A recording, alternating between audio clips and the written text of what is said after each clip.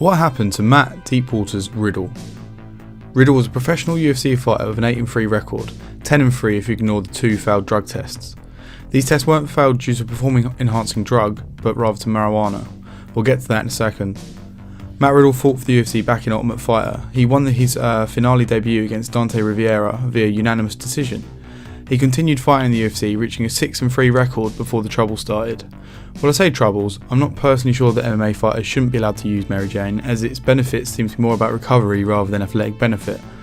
I've never personally been stoned and felt anything other than wanting to eat food and listen to music, let alone train harder. However, it was at this point that Riddle won against Chris Clements. The win didn't stand for long, however, as Riddle failed an in-competition drugs test. This would be the first of his 2 failed drugs tests in the space of 7 months.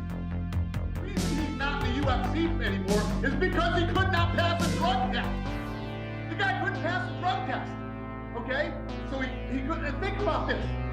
You have to go to work 3 times a year, and you couldn't pass a drug test? You're so weak-minded and so addicted to marijuana that you couldn't stay off it enough to pass a drug test 3 times a year. Which really is a shame, because Riddle would have been on a 4-fight win streak in the UFC's welterweight division. He departed from the company ranked 3rd for takedown defence with 89.3% and 8th for total strikes landed with 1,350.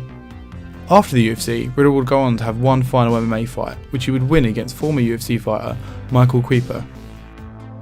Many at this point thought that Riddle would probably just disappear into obscurity, and for many people he probably has disappeared into obscurity, but if you follow the independent wrestling scene, that you'd know in fact that Riddle's rebranded and rebuilding himself in an entirely new kind of sport, the world of pro wrestling.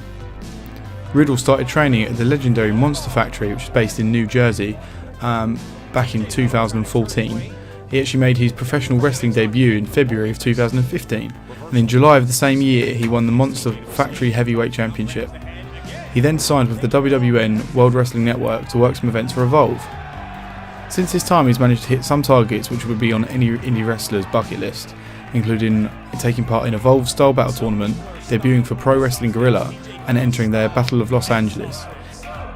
Wrestling is like physical, like it's sport wrestling. That's what I consider. Like I don't consider my shit pro. So, been wrestling for about 2 years now, and in that 2 years I've done more than most people do in a lifetime. Throws this way up.